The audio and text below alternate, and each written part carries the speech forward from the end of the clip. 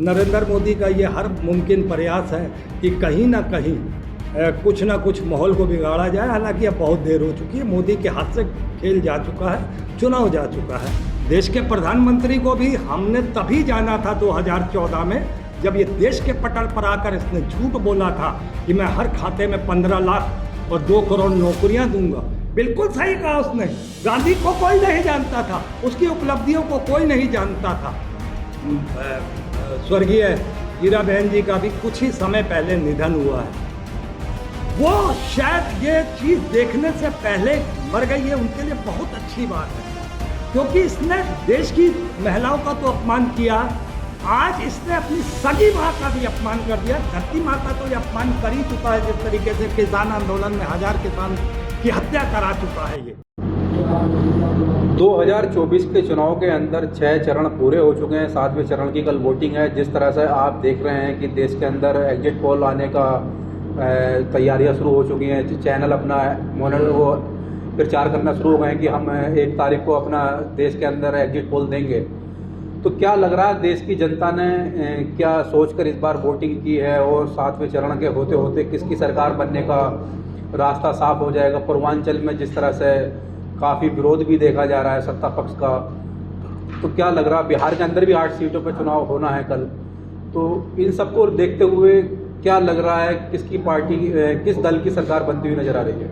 देखिए, दल बताने की ज़रूरत नहीं है, अब तो मुद्दों पे सरकार जो है वो आएगी। गठबंधन की सरकार आएगी डेफिनेटली, और हम शायद चौथे 5वें राउंड में अपने मतलब भर के नंबर्स हम कलेक्ट कर चुके हैं। बाकी छठे और 7वें का भी हम अभी 1 तारीख को वो भी खुलासा हो जाएगा। गठबंधन की सरकार बन रही है क्योंकि हमारी सरकार मुद्दों पे शिक्षा, रोजगार, स्वास्थ्य, नौकरियां, महंगाई और सुरक्षा पे बात कर रही थी। ये लोग दरअसल बांटने की राजनीति, मंदिर मस्जिद, हिंदू मुस्लिम, ये इसी के इर्द गिर्द टहलते रहे, और आज लास्ट मोमेंट तक भी नरेंद्र मोदी का ये हर मुमकिन प्रयास है कि कहीं ना कहीं कुछ ना कुछ माहौल को बिगाड़ा जाए। हालांकि अब बहुत देर हो चुकी है, मोदी के हाथ से खेल जा चुका है, चुनाव जा चुका है। और सबसे शर्मनाक आज आपको बताऊं, आपने चूंकि इंटरव्यू कर रहे हैं तो मुझे एक ध्यान आया बात कि देश का प्रधानमंत्री कह रहा है कि महात्मा गांधी को लोग जो हैं वो फिल्म बनने के बाद में जान पाए कि महात्मा गांधी कौन थे। हाँ, ये इस तरीके का व्यक्त उनका आया है, इस तरीके का बयान आया है। ऐसे तो कई बयान दे चुके हैं ना प्रधानमंत्री चुनाव के दौरान कि मुसलमान मंगलसूत्र छीन लेंगे या तुम्हारी कांग्रेस भैंसे छीन लेगी, इस तरह के कई सारे बयान दिए। इसमें प्रधानमंत्री का बयान कुछ नया नहीं है। ये तो औरतों का अपमान या समाज में किसी पुरुष का अपमान, ये तो एक अलग चीज है। आप देखो ना, महात्मा गांधी को इन्होंने जब घसीटा है इस बात से कि सन 72 में जब पिक्चर रिलीज हुई थी गांधी, तब लोगों ने जाना कि गांधी कौन है। कितना शर्मनाक बयान है। मगर इसका दूसरा पहलू देखिए, देश के प्रधानमंत्री को भी हमने तभी जाना था 2014 में, जब ये देश के पटल पर आकर इसने झूठ बोला था कि मैं हर खाते में 15 लाख और 2 करोड़ नौकरियां दूंगा। बिल्कुल सही कहा उसने। गांधी को कोई नहीं जानता था, उसकी उपलब्धियों को कोई नहीं जानता था। ये सिर्फ उसकी पिक्चर रिलीज होने, कितना बड़ा मजाक है देश के साथ। गांधी जी आज के हैं, कब का उनका आंदोलन, किस सन का, मतलब कहते हुए भी जरा भी शर्म नहीं है नरेंद्र मोदी को। तो मैं इसका मानता हूँ कि प्रधानमंत्री की जितनी जानकारी है, जितना वो पढ़ा लिखा है, वो उसी सेंस में बात करेगा, और जाहिर सी बात है उसने उसी सेंस में बात करते हुए अपनी बात को रखा है। तो ये जाहिलाना हरकत है नरेंद्र मोदी की। मगर ये देखिए कि देश के प्रधानमंत्री के बारे में भी देश को, लोगों को तब पता चला जब ये 3 साल तक गुजरात का मुख्यमंत्री था, तब कोई नहीं जानता था नरेंद्र मोदी कौन है।